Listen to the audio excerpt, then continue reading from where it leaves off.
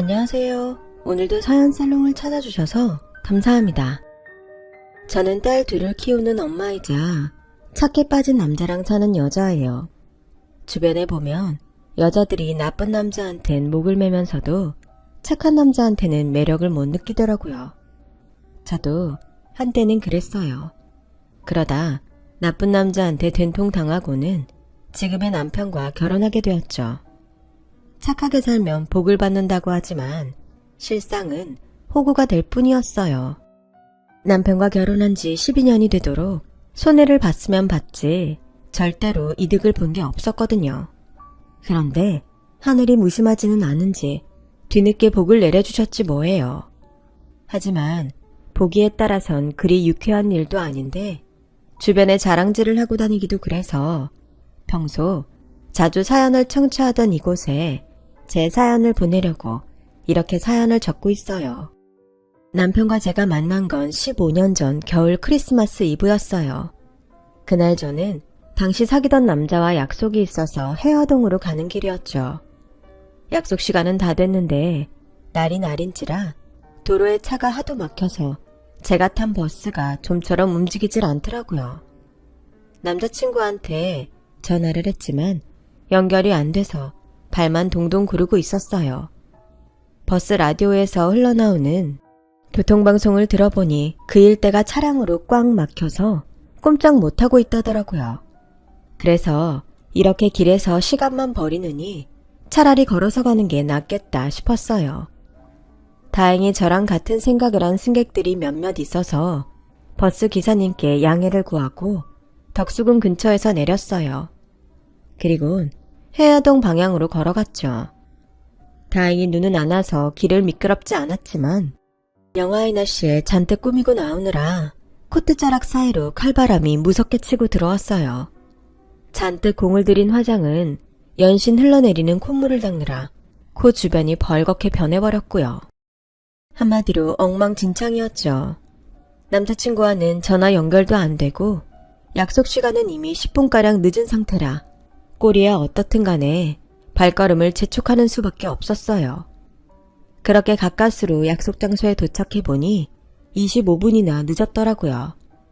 혹시나 하는 마음에 주위를 둘러봤지만 남자친구는 없었어요. 바람 맞았다고 생각하고 돌아갔나 생각했던 그때 남자친구한테 전화가 왔더라고요. 그런데 어쩌지? 내가 이제 일어났어. 씻고 나가고 늦을 것 같으니까 오늘 약속은 그냥 취소하자. 생각 같아서 내일 보자고 하고 싶은데 내일이 크리스마스잖아. 우리 집은 크리스마스를 가족과 함께 보내는 게 전통이거든. 내가 나중에 다시 전화할게. 아니, 이런 경우가 어딨어? 내가 여기까지 어떻게 왔는데. 적어도 이런 경우에 미안하다는 말 정도는 해야 되는 거 아니야? 그리고 뭐? 크리스마스는 가족과 보내는 게 전통이라고? 그럼 작년 크리스마스에 친구들이랑 스키장 갔던 건 뭐야? 거짓말을 하려거든 제대로 좀 해. 그리고 앞으로 전화할 거 없어. 우리 그냥 여기서 끝내. 그동안 번번이 거짓말을 하며 약속을 미뤄왔던 남자친구는 단 한 번도 제게 미안하다는 사과를 하지 않았어요. 그런데도 늘 받아준 제가 바보였죠.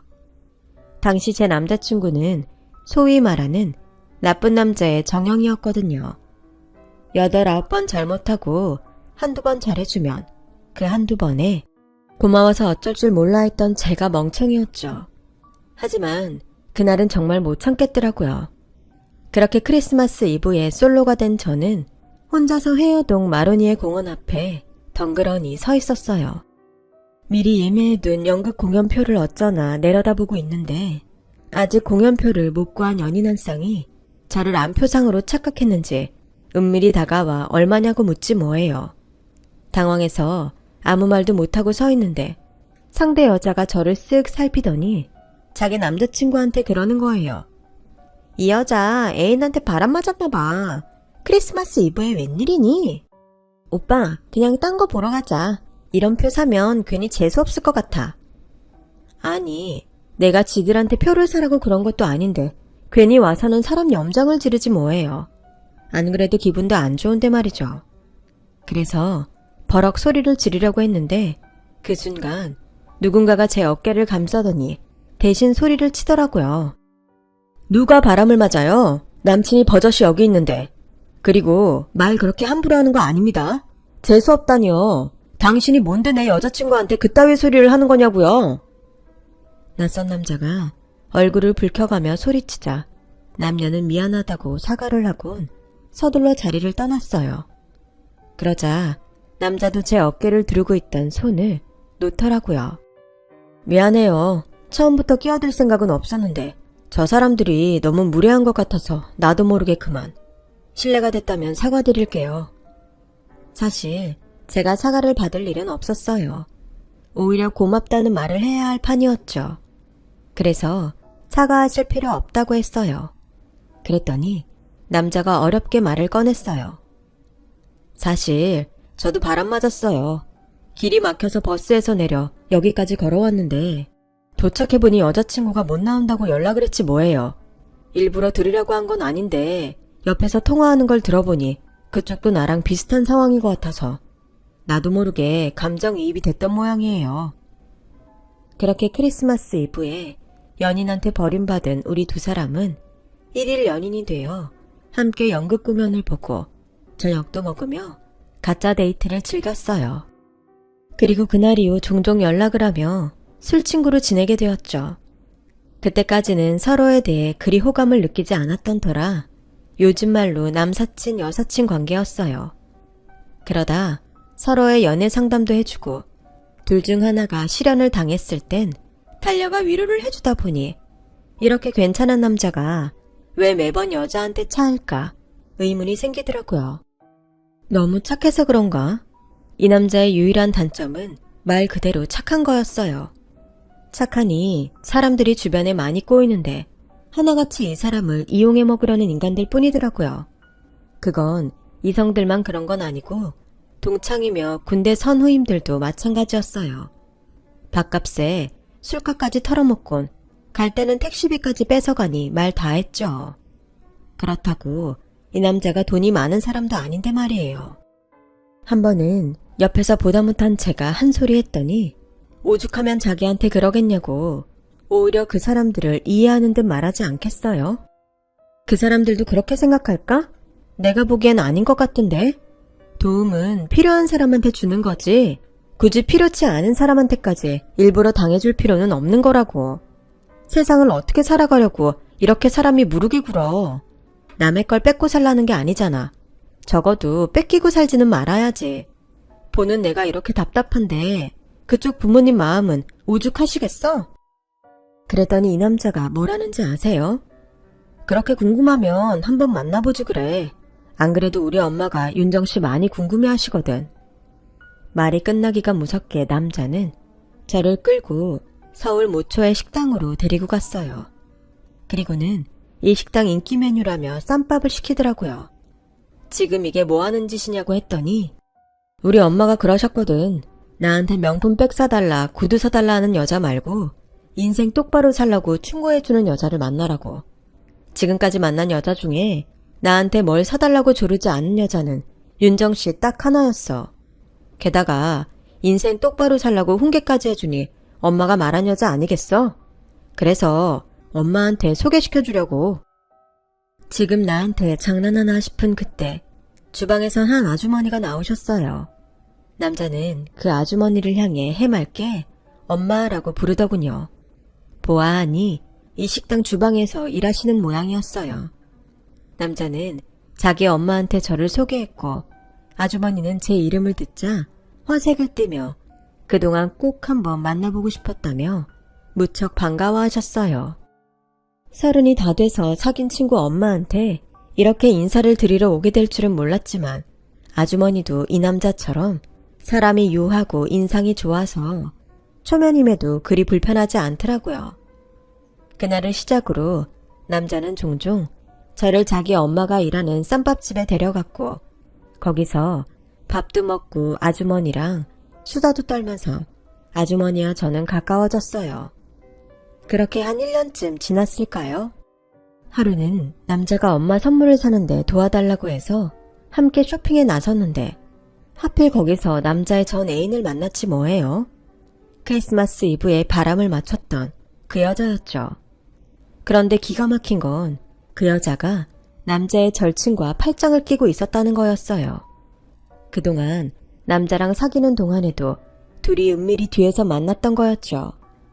그걸 눈앞에서 들켜놓고도 어찌나 뻔뻔하게 나오는지 하마터면 욕이 튀어나올 뻔했지 뭐예요. 여자는 제 머리끝부터 발끝까지 훑더니 비아냥거리며 말했어요. 오빠, 요즘엔 저런 여자도 만나? 스타일도 그리고 나이도 많아 보이는데? 완전 실망이다. 혹시 저 여자한테 흠이라도 잡혀서 억지로 사귀는 거 아니야? 그러지 않고서야 왜 저런 여자를 만나? 그러자 남자가 피식 웃으며 말했어요. 옛말에 돼지 눈에는 돼지만 보이고 부처 눈에는 부처만 보인다고 했어. 너한텐 이 사람이 어떻게 보이나 몰라도 내 눈엔 누구보다 대단한 사람으로 보여. 자기 힘으로 대학은 물론 대학원에서 석사까지 받았고 회사에서도 능력을 인정받아서 동기들보다 진급도 훨씬 빠른 사람이거든. 누구처럼 자기 남자친구의 절친까지 양다리를 걸쳐가며 빼기며 신발, 돈까지 뜯어내느라 아양 떨지 않아도 충분히 자기 힘으로 사서 쓸 수 있는 사람이야. 너같이 남자 등에 빨대 꽂고 사는 애가 함부로 말할 사람 아니라고. 그러니까 입 닥치고 가던 길이나 가. 더 이상 망신당하고 싶지 않으면. 그 말에 여자 얼굴이 홍당무처럼 붉게 달아올랐어요. 하지만 씩씩거리면서도 정작 뭐라고 대받아치지 못하더라고요. 그럴만도 하죠. 남자가 한 말 중에 틀린 말은 하나도 없었으니까요. 두 사람이 도망치듯 자리를 떠나자 남자는 제게 미안하다고 사과를 했어요. 자기 때문에 겪지 않아도 될 일을 당한 것 같다고 말이죠. 그 순간 우리가 처음 만났던 그날이 불현듯 떠올랐어요. 처음 보는 여자를 구해주겠다고 용기 내 남자친구 노릇을 했던 그 모습이요. 이런 남자라면 세상에 나를 버려도 굳건히 내 옆을 지켜주지 않을까 하는 생각을 하게 되었어요. 그래서 거두절미하고 말했죠. 이렇게 된 마당에 우리 그냥 사귀자. 그쪽이나 나나 서로 못 볼 꼴 볼 꼴 다 본 사이인데 뭘 더 재겠어. 어때? 나랑 본격적으로 사귀어 볼래? 좀 전에 자기 입으로 말했잖아. 내가 대단한 사람이라고. 그 대단한 사람이랑 사귈 기회를 주겠다는데 설마 거절하는 건 아니지? 남자는 그 말에 피식 웃더니 기왕 이렇게 된 거 커플링부터 맞추자며 주얼리 샵으로 들어갔어요. 우연한 만남에서 시작해 연인으로 발전한 우리는 그 후 1년 정도 연애를 하다가 결혼을 하게 되었어요. 저희 부모님은 제가 데려온 남자니 믿을 만한 사람일 거라며 별다른 말 없이 승낙해 주셨어요. 어머님은 처음부터 저를 둘째 며느리로 점 찍으셨다면서 누구보다 기뻐하셨고 예단비도 필요 없다시며 저희가 살 집을 꾸밀 약간의 혼수 외에는 거절하셨어요. 집은 남편이 모은 돈이 얼마 안 돼서 어머님이 많이 보태주셨어요. 고마운 마음에 시댁 근처에 전셋집을 얻어 신혼집을 차리게 되었죠. 그렇게 결혼 준비부터 결혼식까지 물 흐르듯 순조롭게 흘러갔어요. 결혼 후에도 남편이나 시댁 때문에 힘든 일은 없었어요. 오히려 저희 친정보다 시댁이 편하게 느껴질 정도였죠. 저희 친정은 부모님 모두 오빠한테만 기대를 걸고 살아오신 터라 딸인 저한텐 그리 관심이 없는 편이었거든요. 생일만 해도 그래요. 매년 오빠 생일은 꼬박꼬박 챙기시면서 제 생일은 잊고 넘어가기 일쑤였죠. 용돈은 오빠나 저나 똑같이 드리는데도 홍삼이나 한약은 매번 오빠한테만 먹이곤 하셨어요. 아들이 잘 돼야 집안이 산다는 고리짝 같은 얘기를 읊으시면서 말이죠. 그런 반면 저희 시어머니는 남편보다 며느리인 저를 더 챙기셨어요. 물러터진 남편이랑 사느라 제가 고생이 많다시면서 말이죠. 결혼 후 처음 맞는 제 생일상도 어머님이 직접 차려주셨어요. 귀한 며느리를 보내주셔서 감사드린다며 저희 부모님께 고가의 손목시계도 하나씩 보내드렸고요. 처음엔 그냥 도금시계가 아닐까 했던 엄마는 지인들과 백화점에 갔다가 명품관에서 똑같은 시계를 보고는 가격에 놀라 저한테 전화를 했더라고요. 얘, 너도 알고 있었니? 이 시계 말이야. 하나에 1,000만 원도 넘더라. 세상에, 그 비싼 걸 2개나 보내주다니. 너희 시어머니 식당 주방에서 일한다고 하지 않았었니? 돈이 어디서 나서 그 비싼 걸 보냈다니? 결혼식 때도 보면 그리 잘 사는 집 같지는 않았는데 말이야. 그나저나 이 시계 받아도 되는 거니? 너무 고가라서 걱정돼 말이야. 저 역시 몇십만 원짜리 시계라면 모를까 1,000만 원이 넘는 시계를 넙죽 받는 건 도리가 아니라고 생각했어요. 그래서 점심시간에 어머님 가게에 들러 시계 얘기를 했어요. 마음은 감사드리지만 저희 부모님이 가격을 아시곤 부담된다고 돌려드리고 싶어 하신다고요. 그랬더니 어머님이 그러시더라고요. 그런 걱정 일랑 안 하셔도 된다고 잘 말씀드려라. 우리 집 형편에 그 정도는 할 수 있어. 어머님도 참 그 연세에 아직도 남의 집 주방일 하시면서 형편이 되다니요. 어머님은 어떻게 번 돈인데 그런데 함부로 쓰세요. 그건 절대 안 돼요. 어머님이 환불하시기 정 그러시면 제가 대신 가서 환불해 올게요. 제가 극구 안 된다고 반대하자 어머님은 더는 안 되겠다는 듯 말씀하셨어요. 실은 그동안 내가 말 안 한 게 있는데 이 가게 말이다. 내 가게란다. 이 건물도 그렇고 우리 큰애가 하도 욕심이 많고 성격이 별나서 그 녀석 버릇들이느라 그동안 남의 가게 일하는 걸로 말해왔어. 둘째야, 내 가게라고 해도 심드렁 할래지만 큰애 내외는 다르거든. 너도 결혼식 때 봐서 알겠지만 혹여 내가 니들한테 뭐라도 더 해줄까봐 눈에 불을 켜는 애들 아니니 이 가게가 내 거란 걸 알면 당장 자기 명의로 해달라고 달라붙을 녀석이다. 자식 험담하는 것 같아 창피하지만 내가 먹고 사느라 바빠서 자식 교육을 제대로 못했어. 내 불찰이지. 그나마 둘째는 천성이 착해서 내가 따로 돌보지 않아도 바르게 컸지만 큰애는 정반대거든. 그래서 말인데 둘째한테도 이건 비밀로 해야 한다. 혹여 지영한테 얘기 들어가면 니들도 엄청 시달리게 될 거야. 알았지? 의도치 않게 어머님의 비밀을 알게 된 저는 입 다물겠다는 약속을 하고 회사로 돌아왔어요. 땅값이 엄청 비싼 동네는 아니었지만 도로변에 위치한 3층 큰 건물이라 못해도 100억 가까이 될 것 같은데 여자 혼자 몸으로 그 많은 돈을 벌다니 참 대단하다는 생각이 들었어요. 한편으로는 아주버님 내외가 도대체 어떤 사람이길래 어머님이 자식한테도 재산을 숨기고 사실까 궁금하기도 했죠. 직장 때문에 부산에 사는 아주버님은 명절이 돼도 연락 한 번 없을 정도로 어머님께 무심한 자식이었어요. 그건 손위 형님도 마찬가지였죠. 어머님 생신 때도 선물은커녕 전화 한 통 없을 정도였거든요. 그렇다 보니 제가 둘째 며느리임에도 시댁 제사며 명절, 시어머니 생신까지 도맡아 해야 했어요. 그렇다고 억지로 했던 건 아니에요. 어머님과는 여느 모녀처럼 다정한 사이였기 때문에 불만은 없었으니까요.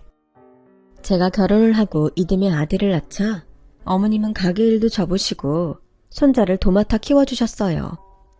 기왕 어머님 도움을 받아 육아를 할 거라면 차라리 합가를 하는 게 낫겠다 싶어 집도 합치게 되었죠.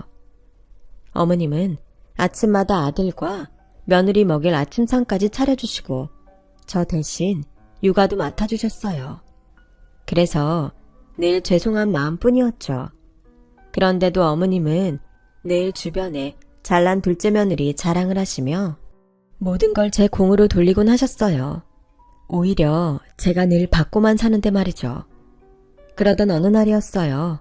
저희가 합가에 어머님과 함께 살고 있다는 소식을 들은 아주버님 내외가 집으로 찾아왔더라고요.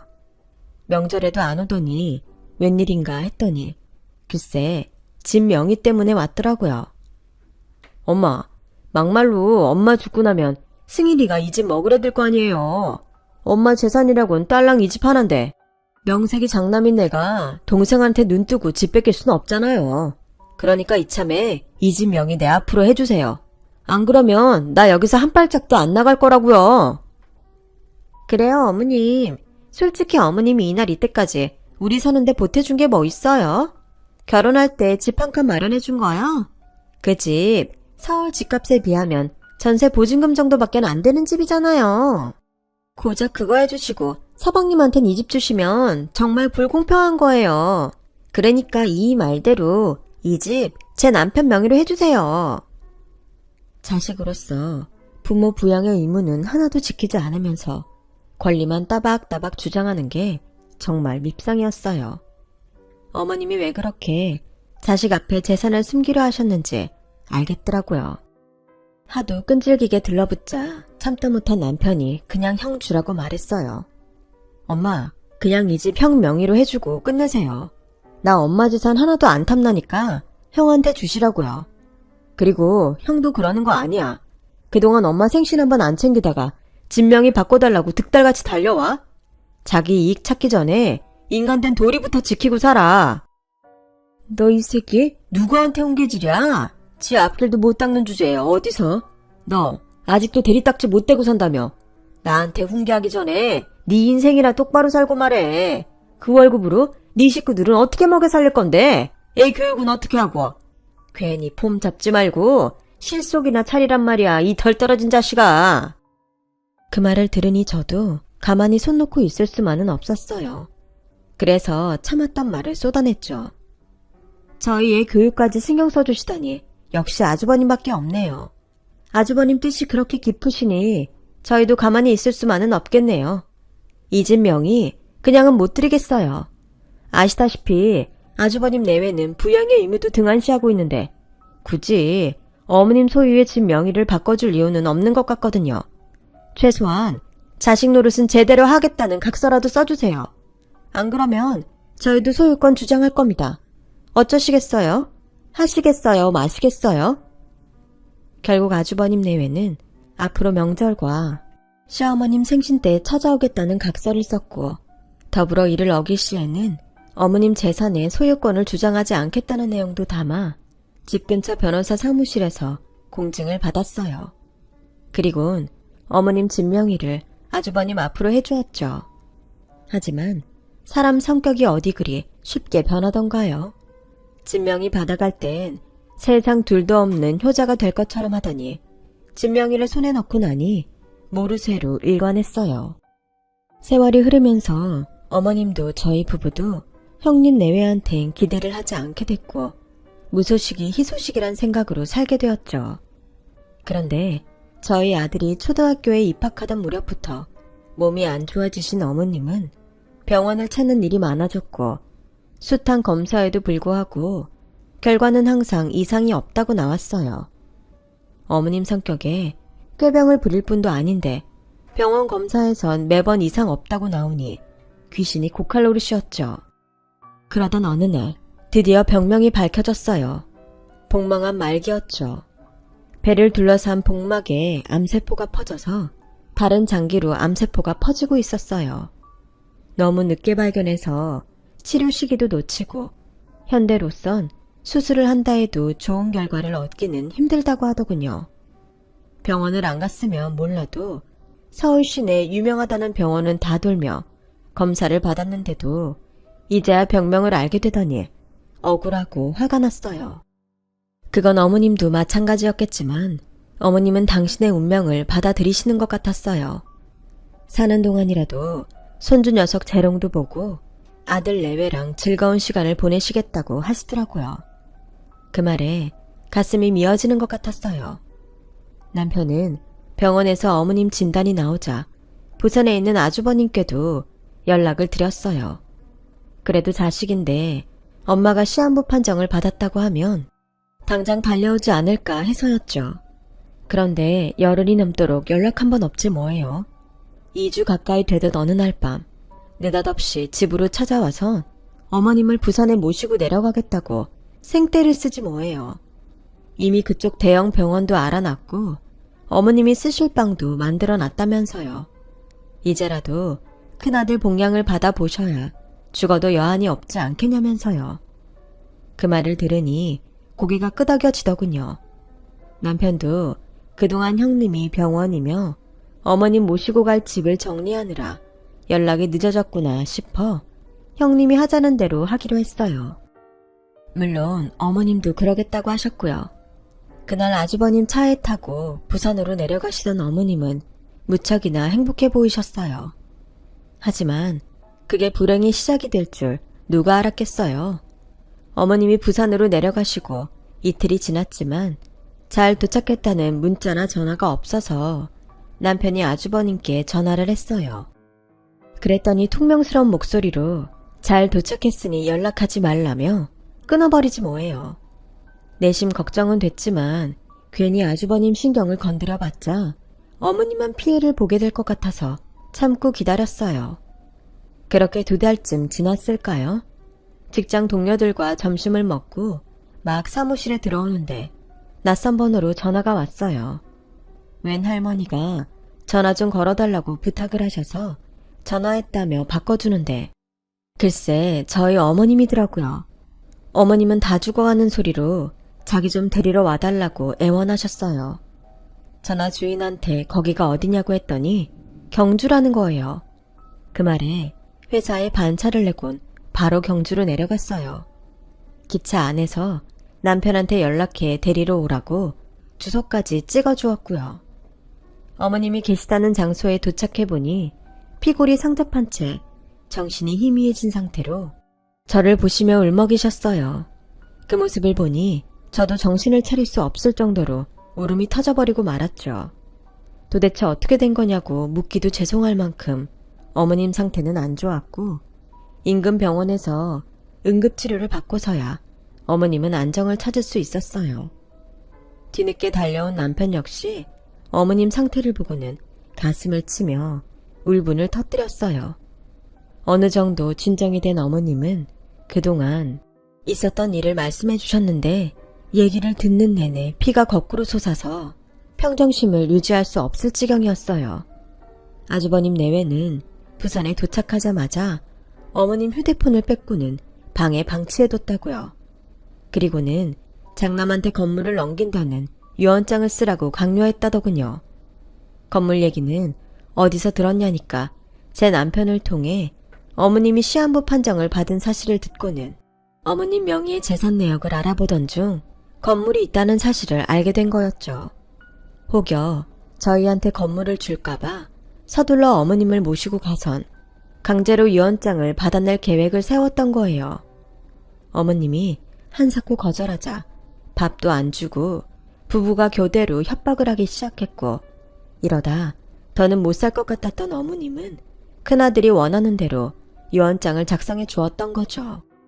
자기들이 원하는 내용이 담긴 유언장을 받아든 큰아들 내외는 어머님을 고속터미널로 데리고 가 경주행 버스에 태워 보냈고 자기들은 그 길로 해외로 여행을 떠나버린 거예요. 어머님 돈이며 휴대폰까지 다 뺏었으니 저희한테 연락을 한다 해도 시간이 걸릴 테고 그동안 적절한 치료를 못 받을 걸 예상하고 버린 짓이었죠. 하지만 어머님은 평소 10년 넘게 저와 자주 통화를 하셨던 덕에 제 전화번호를 똑똑히 기억하고 계셨고 비록 연세도 있으시고 몸 상태는 안 좋으셨지만 총기가 그대로 있던 터라 주변 사람한테 휴대폰을 빌려 제게 전화를 하신 거였죠. 덕분에 늦지 않게 병원에서 응급처치를 받을 수 있었어요. 남편은 그 길로 경찰서에 가서 형 내외를 부모 학대와 감금, 협박으로 신고했고 상황을 전해들은 경찰은 이미 외국으로 출국한 상황이라 당장은 어렵지만 입국과 동시에 체포할 수 있도록 처리해 주겠다고 했어요. 경주 병원에서 하룻밤을 보낸 뒤 구급차를 이용해 어머님을 서울에 있는 병원으로 이송했어요. 병상에 누워 계신 와중에도 어머님은 제게 펜과 종이를 달라시곤 거기에 유언장을 적기 시작하셨죠. 몸 상태가 엉망인데 그깟 유언장이 뭐가 중요하냐고 아무리 만류해도 어머님은 떨리는 손으로 기어이 유언장을 작성하셨어요. 그리곤 변호사를 불러달라시곤 공증까지 받으셨어요. 그리고 며칠 뒤 어머님은 새벽녘에 조용히 세상을 떠나셨어요. 남편과 함께 어머님 장례를 치르는데 그렇게 눈물이 나더라고요. 부산으로 내려가시던 그날 아주버님 차에 타셔선 그렇게 좋아하시던 모습이 눈에 선했거든요. 그날 길을 쓰고 말렸어야 했는데 그러지 못한 게 천추의 한이 될 줄 알았겠어요. 그건 남편도 마찬가지였죠. 우리 부부는 마치 우리가 어머님을 사지로 몬 것 같아서 죄송스러울 따름이었어요. 그래서 밥도 넘어가지 않고 눈물만 흘릴 뿐이었죠. 눈물의 장례식을 마치고 우리 부부는 시체처럼 집에 돌아와 각각 소파와 침대에 쓰러지듯 누웠어요.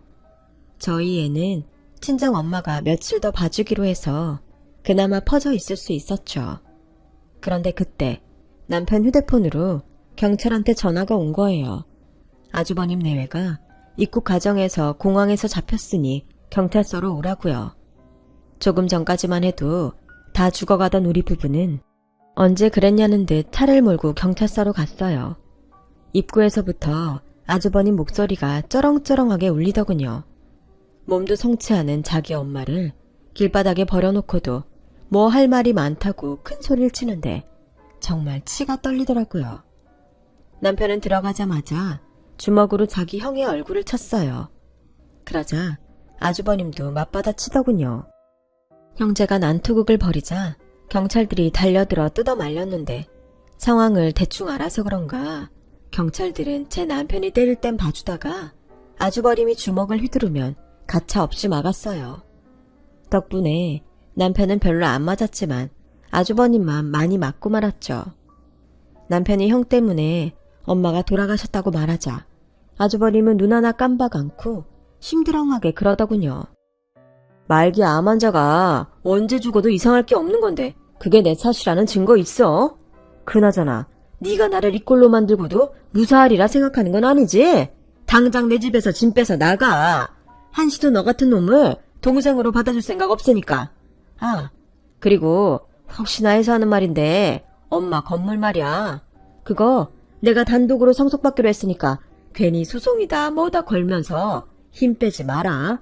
내가 임마 나한테 이런 짓만 안 했어도 내가 집은 너한테 주려고 했는데 괘씸해서 도저히 안 되겠다. 그러니까 빨리 가서 짐 빼 이 새끼야. 넌 끝까지 인간이길 포기하는구나. 엄마가 돌아가셨다는데도 너한테는 그깟 돈이 그렇게 중요하냐? 그런데 어쩌냐? 집이며 건물 절대로 너한테는 안 갈 것 같은데 엄마가 죽는 순간까지 죽어도 너한테 못 준다고 변호사 불러 유언장을 쓰시더라. 그러니까 헛물 켜지 말고 법의 심판 제대로 받고 인간이나 되라. 그러자 아주버님이 지갑 속에 있던 어머님 유언장을 꺼내 보였어요. 분명 어머님 필체로 적힌 유언장이었죠. 하지만 꼼꼼하게 적힌 유언장에 딱 하나 명시되지 않은 게 있었어요. 바로 주소와 날짜가 적혀있지 않았죠. 어머님 주민등록번호와 날인에 신경을 쓰느라 나머지 필수사항은 놓친 거였죠. 아주버님 내외는 그깟게 뭐가 중요하냐고 큰 소리를 쳤지만 실상은 큰 문제가 되었죠. 어머님은 일부러 유언장에 주소와 날짜를 기입하지 않았거든요.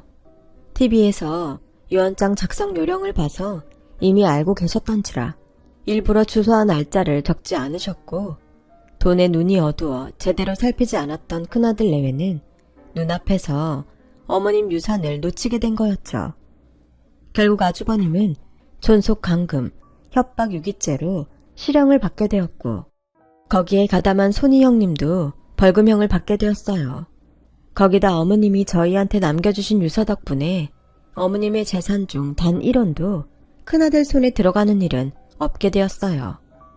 착한 남자랑 결혼해 살면서 매번 손해만 봤던 저는 결국 이렇게 생각지도 못한 큰 재산을 얻게 되었어요. 하지만 어머님의 마지막 모습을 생각하면 여전히 가슴이 아려옵니다.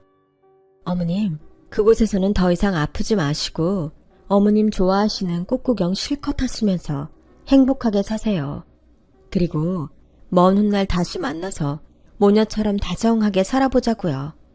그때까지 안녕히 계세요. 지금까지 제 사연을 들어주셔서 감사합니다. 항상 건강이 최고죠. 건강 조심하시고 하시는 일 다 잘 되시길 바랍니다. 여러분, 사연 댓글에 응원과 현명한 조언 부탁드려요. 좋아요와 구독은 저한테 큰 힘이 됩니다. 오늘도 좋은 일 가득하세요.